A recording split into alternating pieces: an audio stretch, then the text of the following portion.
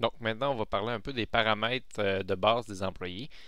Donc, le nom, prénom, assez simple. Le matricule, dans le fond, ça c'est affiché dans certains rapports, puis aussi c'est utilisé lors des exports de l'horaire.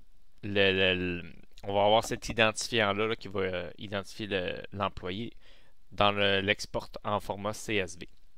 Le courriel est utilisé naturellement pour créer un compte employé.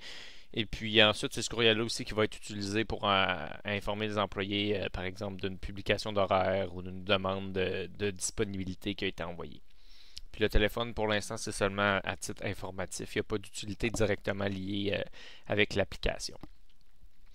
Au niveau des qualifications, ça représente, dans le fond, les postes que l'employé est en mesure d'occuper.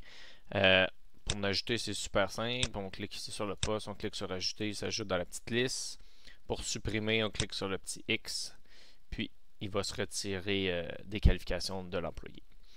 C'est important de savoir que si l'employé n'est pas qualifié pour un poste, vous ne pourrez pas l'assigner sur des besoins de ce poste-là, même manuellement.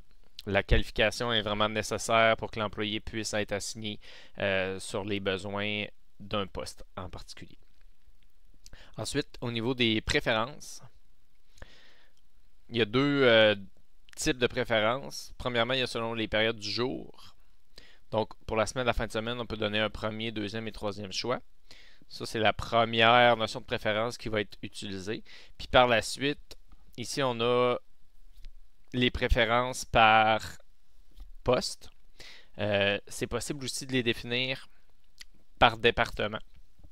Si un poste est assigné à un département, dans les options du poste, on est capable de dire je veux définir les préférences en utilisant le département au complet au lieu du poste. Donc ça, ce que ça fait, c'est que, par exemple, vous avez un département de radiologie, vous avez la salle 1, 2, 3, 4. Pour vous, dans le fond, vous voulez qu'il soit en radiologie, mais ça a peu d'importance dans quel poste est. Ben, à ce moment-là, vous êtes capable de créer un département radiologie, puis de dire moi, je veux définir mes préférences en utilisant le département. Puis à ce moment-là, dans votre employé ici, vous allez avoir vraiment le nom du département au lieu d'avoir le nom de tous les postes. Puis à ce moment-là, vous êtes capable d'entrer les valeurs qui vous tentent. Puis une chose qui est super importante sur les préférences qu'on entre ici, ça reste, le logiciel va essayer de respecter ça si possible. Dans le fond, le logiciel quand il génère l'horaire, sa priorité, c'est de combler un maximum de besoins. Sa deuxième priorité, c'est de respecter l'ancienneté et de faire que les employés, exemple les plus anciens, ont toutes leurs heures, etc. On descend la liste jusqu'à la fin. Et une fois que tout ça est fait, là, il essaie de respecter les préférences. Donc, pour donner un exemple, comme ici, j'ai dit 50% chef, 50% cuisinier. Ça, c'est ce que j'aimerais idéalement.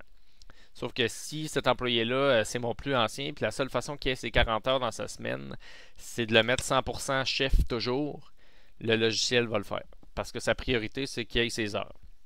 Ensuite, s'il est capable de respecter les préférences, il va essayer de les respecter. C'est la même chose aussi au niveau des assignations à privilégier là, avec les périodes du jour.